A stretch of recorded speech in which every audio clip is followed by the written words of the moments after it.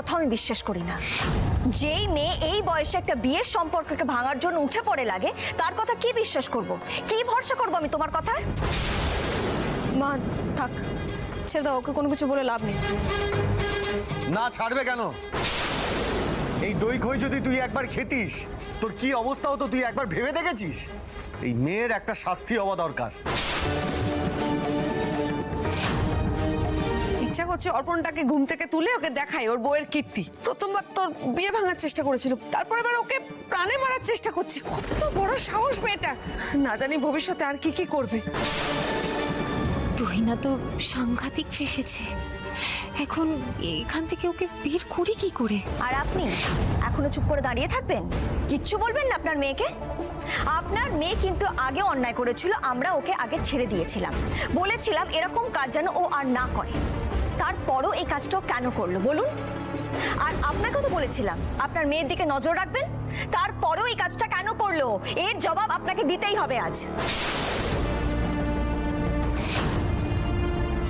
মা trust me, আমি কিচ্ছু করিনি, এই সব কাজ অন্য কেউ করেছে। আমি তো এই বাড়িতে নতুন, বলো আমি কি করে জানবো আমার নিচটা কোথায় থাকে? চুপ করো, একদম উল্টোপাল্টা কথা বলবে না। তুমি মিশিয়েছো ওর খাবারে এটা। তুমি ছাড়া আর কার রাগ আছে পুটির উপরে? এটা তোমারই কাজ। একদমই তাই। আমার মেয়ের বিয়ে ঠিক হওয়া থেকে তুমি ওর পেছন পড়ে রয়েছো, তাই এই কাজটা তুমি ছাড়া অন্য কেউ করতেই পারে না। আমি বুঝতে পারছি না তোমরা দাঁড়িয়ে দাঁড়িয়ে এটা নিয়ে এখন আলোচনা কেন করছো। এক্ষুনি স্ট্রেট গিয়ে পুলিশকে পুরোটা জানানো উচিত আমাদের। আমাদের নাচ জামাইকে জানো না তো, আচ্ছা করে টাইট দিয়ে দেবে তোমায়। No no no no no no, Parna, I guess কোথাও একটা মিসআন্ডারস্ট্যান্ডিং হচ্ছে।